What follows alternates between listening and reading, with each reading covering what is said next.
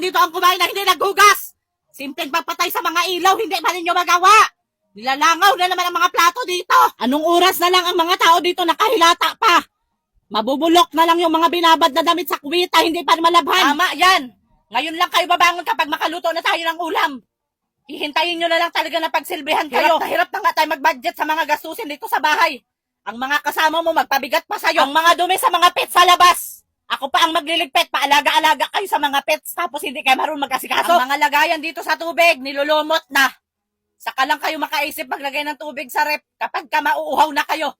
Maghahanap ng malamig. Sige, wag pa kayo magsipagbangon dyan. Sisilaban ko talaga kayo. Wag nyo talaga ako subukan ngayong araw na ito.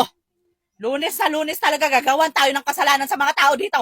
Imbis na hindi tayo gusto magsermon pag Lunes, kay magtuloy-tuloy na naman buong linggo ang sermon natin. Sa bagay, hindi man kayo maapektuhan kapag magsermon tayo.